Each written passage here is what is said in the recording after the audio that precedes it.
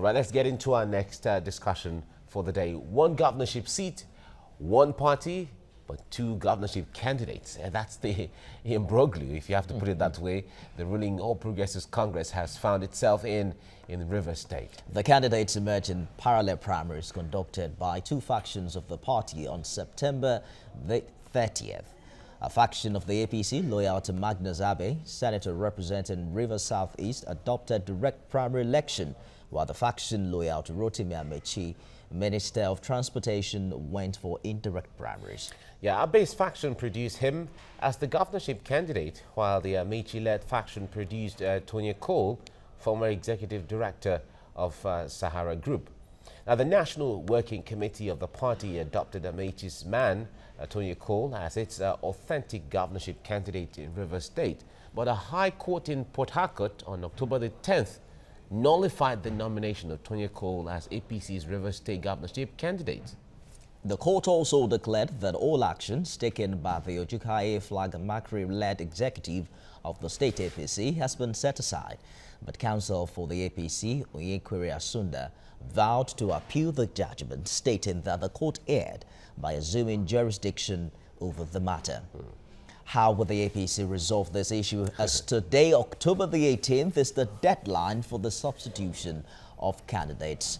Joining us from Port Harcourt is the spokesman, APC Rivers State, Chris Finebone.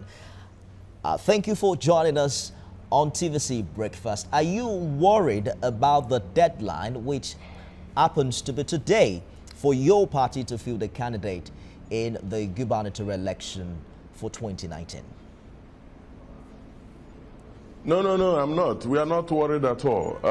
It is very clear the perspectives being placed in public space is perhaps what is bringing about all the confusion we see. But there is no cause for alarm. Those who know the real issues will know that when the State High Court granted what, a number of interlocutory orders, we went to appeal court, and the appeal court on 21st of June 2018, came up and ruled that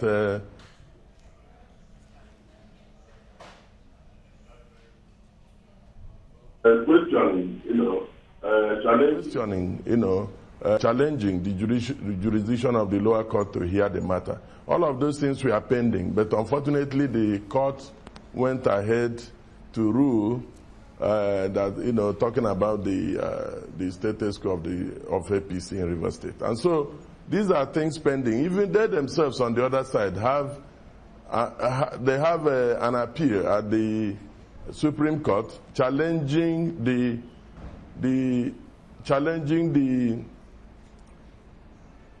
ruling of the appeal court, which granted us stay of execution of the locutory orders.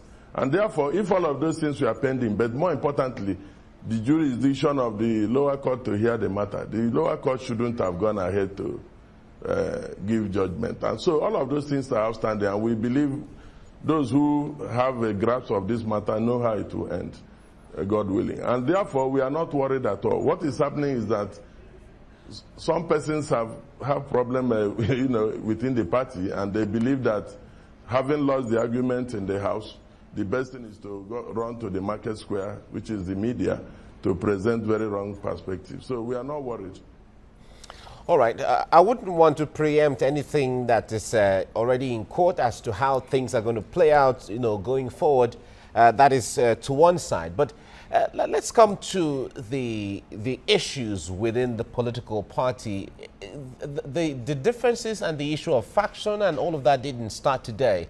Why is it difficult? What is really what is at the crux, or what's in the core of the issues between Senator Magnus Abe and Rotimi Amechi that is making the two men that are supposed to be leaders and partners in progress, especially seeing that APC is an opposition party in Rivers State, and not coming together to work towards becoming or taking over the reins of the government in Rivers State?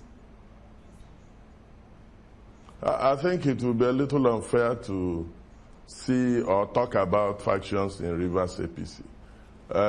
I believe that distinguished Senator Magnus Abe continues, he believes in what he says, that Right Honorable Jibike Rotimi Amechi remains the leader of the party in Rivers State.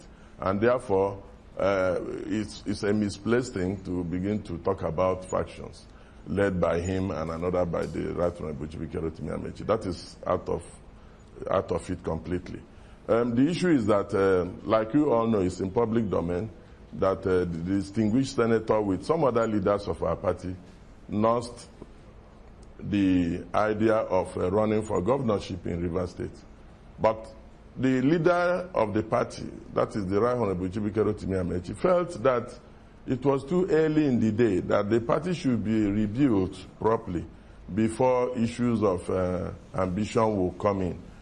His argument was that if ambition came in so early, then tendencies will begin to emerge and the party will get even weaker. And therefore, he admonished every one of them who had ambition to drop the ambitions and let's work to build the party, make it very strong, then we can begin the issue of who runs for what. A number of them listened and obeyed, but the distinguished senator felt otherwise. He had his reasons, but he felt otherwise and said he would continue to organize. He made it open that he actually wants to be governor and all that. So I think the leader found that a little bit unconscionable in the sense that it was like trying to build and somebody is not trying to join in building. And so that was where the separation of ways came in.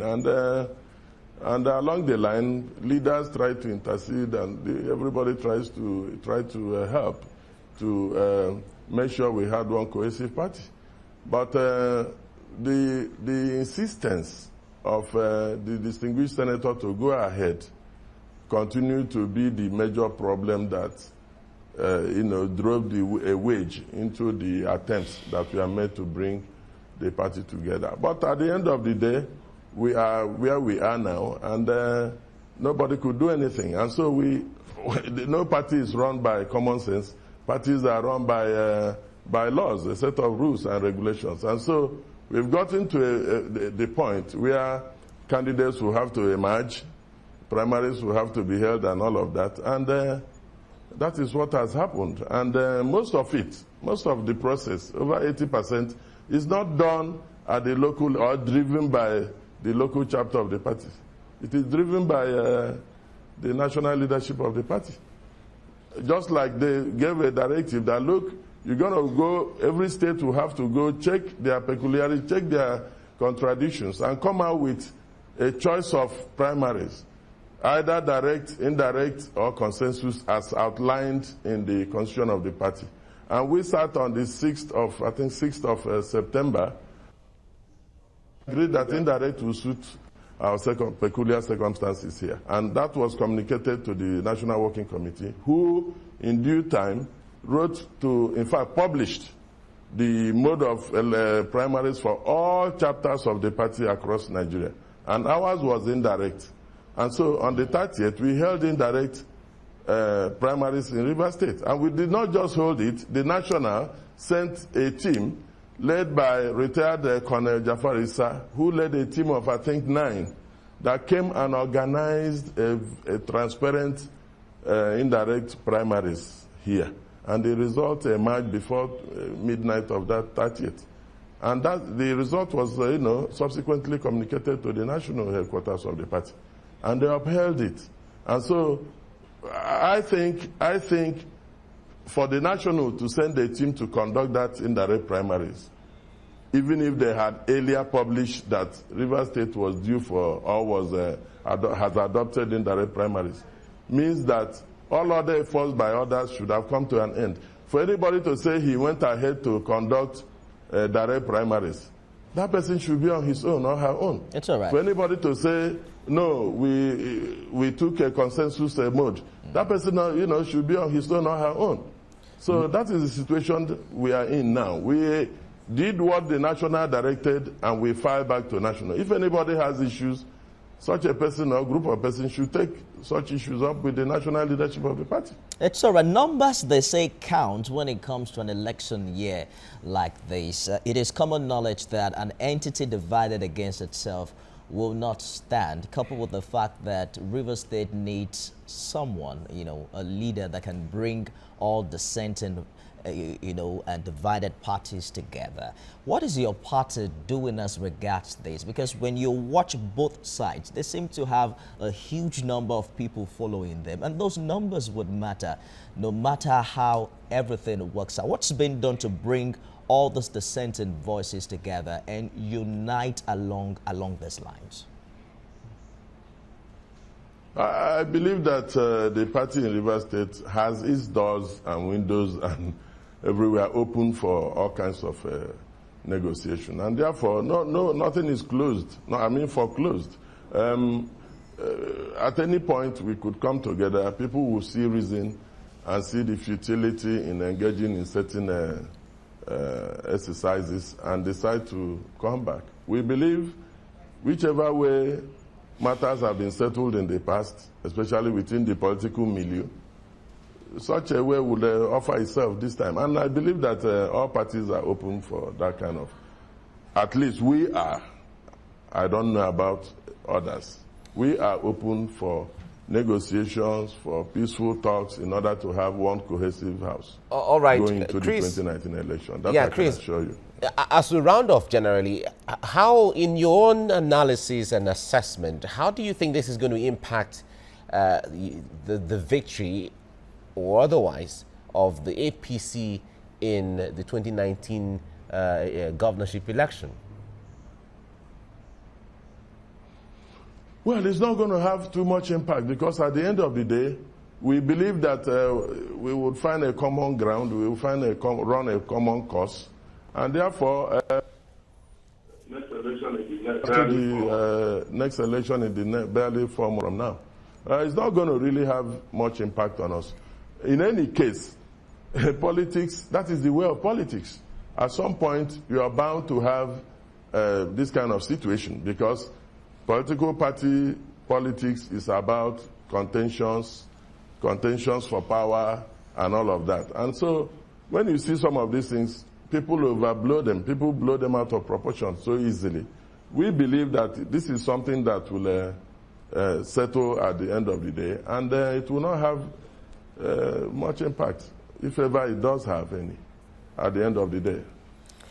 All right, Chris Feinbone, APC spokesperson, Rivers State. Thank you for talking to us this morning. Thank you, viewers.